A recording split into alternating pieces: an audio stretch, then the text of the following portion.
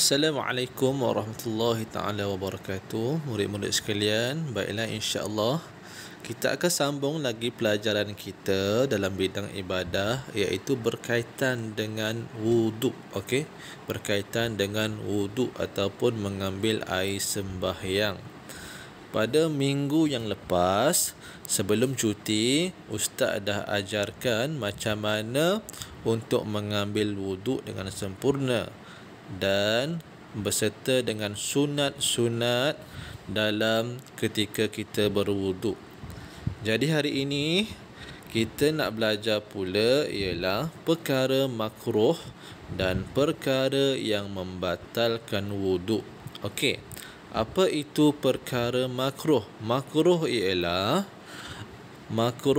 sekiranya kita tinggalkan maka kita mendapat pahala. Sekiranya kita tinggalkan maka kita akan mendapat pahala. Dan sekiranya kita kerjakan maka kita tidak akan mendapat pahala tersebut. Maka perkara makruh ini seharusnya hendaklah dielakkan. Dielakkan. Jadi perkara apakah yang perlu dielakkan ketika berwuduk? Okey, yang pertama bercakap. Okey, elakkan bercakap ketika berwuduk.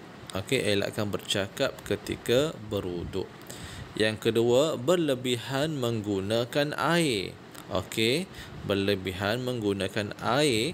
Jadi tidak boleh ataupun tidak perlulah kita buka air itu terlalu besar, okey, ataupun menggunakan air terlalu banyak ketika berwuduk. Okey. Seterusnya, mendahulukan anggota kiri. Okey. Jadi mendahulukan anggota kiri juga merupakan perkara yang makruh. Okey, makruh, perlu ditinggalkan ketika berwuduk.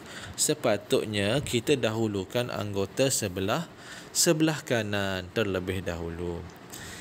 Yang keempat, meminta orang lain membasuhkan anggota wuduk tanpa keuzuran. Jadi ini juga merupakan perkara makruh ketika berwuduk.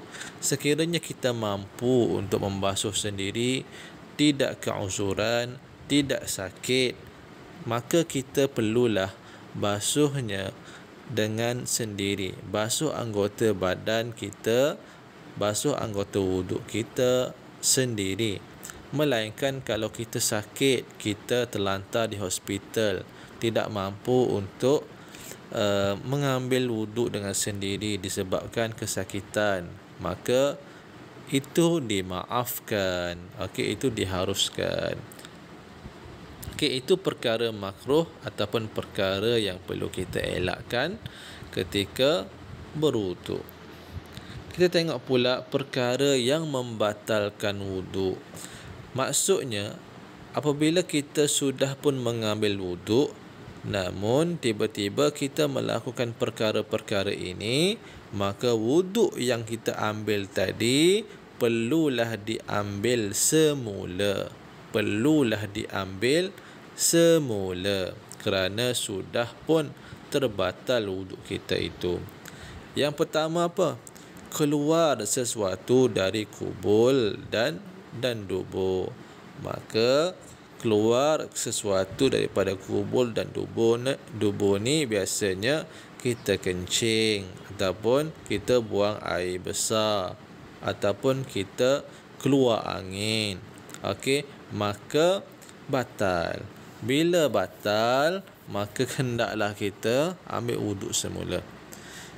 Yang kedua, tidur yang tidak tetap punggung. Okey, tidur yang tidak tetap punggung ni maksudnya apa? Punggung kita terangkat. Okey, punggung kita itu terangkat. Melainkan kita tidur kita itu, punggung kita itu tetap di tanah. Maka punggung kita tidak terangkat, maka kemungkinan untuk keluar angin itu tidak ada. Okey, kemungkinan untuk keluar angin itu tidak ada. Namun sekiranya kita tidur dalam keadaan punggung kita terangkat, maka kemungkinan untuk keluar angin secara tidak sedar itu maka ianya membatalkan. Okey, itu tidur yang tidak tetap punggung. Okey, maksudnya tidur yang keadaannya punggung kita terangkat, maka batal juga. Yang ketiga, hilang akal seperti mabuk atau pitam. Okey, dah ambil wuduk, tiba-tiba hilang akal. Okey, contohnya macam mana? Pitam. Okey, pitam macam mana? Pitam ni maksudnya pengsan lah. Pengsan. Ataupun yang keduanya, hilang akal disebabkan mabuk. Okey, mabuk juga menyebabkan kita kehilangan akal, maka wuduk kita terbatal. Okey. Keempat, bersentuh kulit lelaki dan perempuan yang bukan mahram. Okey, maksudnya kita bersentuh kulit dengan lelaki ataupun perempuan yang mahram, yang bukan mahram.